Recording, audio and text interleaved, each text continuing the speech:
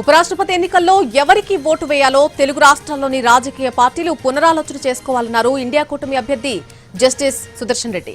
తెలుగు ఆత్మగౌరవం ఎక్కడికి పోయింది, తెలంగాణ అస్తిత్వం ఏమైపోయిందని ఆయన ప్రశ్నించారు. తాను పోటీ చేస్తున్నది రాజకీయ పదవి కోసం కాదని రాజ్యాంగ పదవి కోసం అనేది గుర్తుంచుకోవాలంటున్న జస్టిస్ సుదర్శన్ రెడ్డితో మా ప్రతినిధి ప్రసాద్ ఫేస్ టు ఫేస్. మంగళవారం ఉపరాష్ట్రపతి పదవికి ఎన్నికలు. అయితే ఇండియా కూటమి చెందినటువంటి అభ్యర్థి justice B Sudarshan Reddy India భాగస్వామ్య పక్షాలు బాగా బలంగా ఉన్నటువంటి రాష్ట్రాలకు స్వయంగా వెళ్లి తన అభ్యర్థిత్వాన్ని సమర్థించాలంటూ కోరారు. అయితే ఇండియా కూటమి అభ్యర్థి అయినప్పటికీ కూడా ఆయా రాష్ట్రాల్లో పర్యటించి వారి మద్దతు కూడగట్టుకోవడంతో మరింత పోరాట పటిమను ఆయన సంతరించుకున్నారు.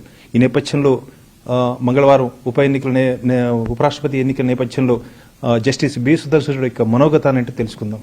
అనేక రాష్ట్రాల్లో మీరు మీ అభ్యర్థిత్వాన్ని సమర్థించాలని చెప్పి తిరిగారు, మిమ్మల్ని గెలిపించాలని చెప్పి కోరారు. స్పందన ఎలా ఉంది ఆయా రాష్ట్రాల్లో? అనూహ్యమైనటువంటి స్పందన రాజకీయ నాయకుల నుంచి, పార్లమెంటు సభ్యుల నుంచే కాకుండా పౌర సమాజం నుంచి కూడా విశేషమైనటువంటి స్పందన వచ్చింది. న్యాయమూర్తిగా చూసిన రాజకీయాలకు ప్రత్యక్ష రాజకీయాలకు తేడా ఏమనిపిస్తుంది? తేడా ఏమనిపిస్తుంది మీరు అడిగితే నేను ఏమని చెప్పను ప్రసాద్ గారు. అసలు ఎట్లా రెండింటిని పోల్చి చూడడం. ప్రధానంగా మీరు ఒక తెలుగు రాష్ట్రానికి చెందినటువంటి వ్యక్తిగా, న్యాయమూర్తిగా మీకున్నటువంటి బ్యాక్గ్రౌండ్ చూసుకున్నట్లయితే మీరు ఇచ్చిన పిలుపు కొన్ని పార్టీలను కదిలించలేకపోయింది, తెలుగు రాష్ట్రాలకు చెందినటువంటి పార్టీలను.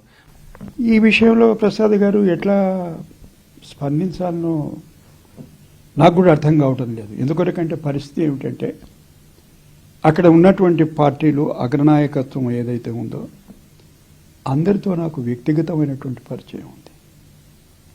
ఒకప్పుడు కాకపోతే ఒకప్పుడు ఏదో కొన్ని విషయాల్లో కలిసి పనిచేసిన సందర్భాలు కూడా ఉన్నాయి. ఎందుకో ఒక నాయకుడు తప్ప మిగతా వాళ్ళు నేను ఫోన్ చేస్తే కనీసం స్పందించడం కూడా లేదు. నాకు అనిపించిన మాట ఏదో రాజకీయ కారణాల వల్ల ప్రేరేపితమైనటువంటి సమస్యలు కావచ్చు, అభద్రతా భావం కావచ్చు. ఈ రెండు కారణాలు లేకపోతే కనీసం స్పందించి లేదు వీలు పడదు, మేం చేయలేము అంటే వాళ్ళు అనుకొని ఉంటారు. మళ్ళీ మేము చేయలేమంటే చర్చకు దారి తీస్తుంది కదా. అంటే తెలుగువాడి ఆత్మగౌరవంతో నాకు సంబంధం లేదా? ఉందా లేదా సంబంధం? నాకు మరి చెప్పాలి కదా, ఇది తెలుగువాడి ఆత్మగౌరవానికి సంబంధించిన విషయం కానే కాదని చెప్పాలి కదా, ప్రజలకు చెప్పండి కదా. మీరు కూడా ఒక విషయాన్ని తెలంగాణ అస్తిత్వంతో నాకు సంబంధం లేదా? తెలంగాణ అస్తిత్వ పోరాటంలో నేను భాగస్వామిని కానా?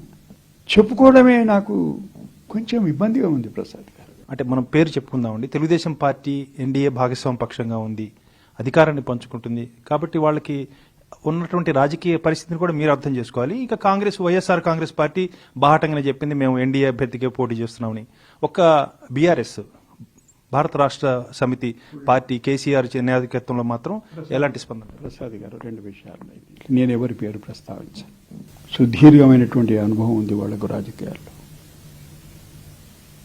దేశంలోనే చక్రం తిప్పినట్టు వాళ్ళు ఉన్నారు. అందులో దేశం దశను మార్చినామని అనుకునే వాళ్ళు ఉన్నారు.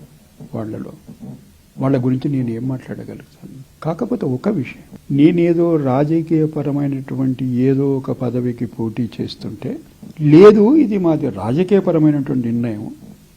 మీరు ఒక రాజకీయపరమైనటువంటి నిర్ణయం తీసుకున్నారు, మీ నిర్ణయం మీది, మా నిర్ణయం మాది అని చెప్తే అర్థం ఉంది.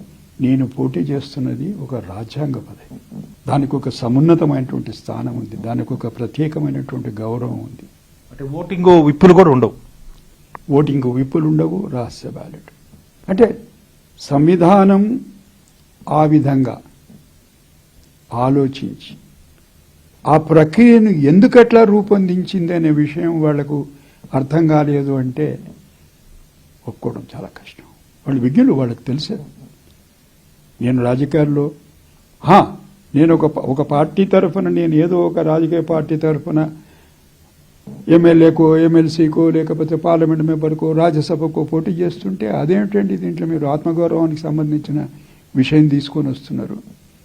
ఆయన ఒక రాజకీయ పక్షం తరఫున పోటీ చేస్తున్నాడు ఒక రాజకీయ పదవి కొరకు. అనొచ్చు. మరి ఇది అలాంటి పదవి కాదు కదా, రాజ్యాంగబద్ధమైనటువంటి పదవి. ఇప్పటికైనా మరి చివరిసారిగా ఏమన్నా తెలుగు పార్టీలు, రాష్ట్రాలకు చెందిన పార్టీలను ఆలోచించమని నాయకత్వాన్ని అడుగుతారా? మీ ద్వారా అడుగుతూనే ఉన్నాను కదా, వాళ్ళను నేను ప్రత్యేకంగా అడగాల్సిన అవసరం లేదు. నేను చేసే ప్రయత్నం అంతా చేసిన వాళ్ళు ఇప్పటికి కూడా మించిపోయింది ఏం లేదు. ఆలోచించి సరి అయిన సమయంలో సరి అయినటువంటి నిర్ణయం తీసుకునేటువంటి నాయకత్వ లక్షణాలు ఉన్నవాళ్లే కదా అక్కడ ఉన్నటువంటి అగ్రనాయకులందరూ. నాకు ఇప్పటికి ఇంకా విశ్వాసం ఉంది. వాళ్ళు పైకి ఏం మాట్లాడినా, మీతో ఏం మాట్లాడినా, అంతర్గతంగా ఏం మాట్లాడుకున్నా పరిస్థితులు అంతగా అర్థం కాకుండా ఉండేవాళ్ళు కారు వారు. అందుకొరకు ఇప్పటికైనా ఆలోచించి సరి అయినటువంటి నిర్ణయం తీసుకుంటారనేటువంటి విశ్వాసం. ధన్యవాదాలు sir. Wish you all the best sir.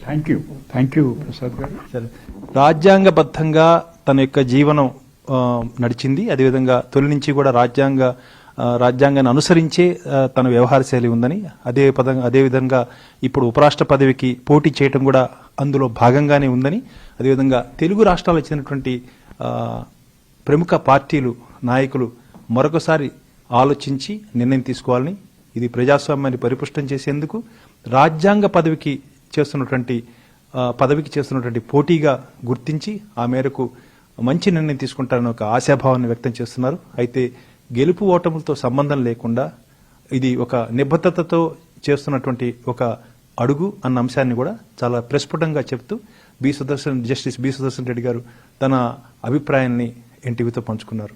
Prasad, NTV, New Delhi.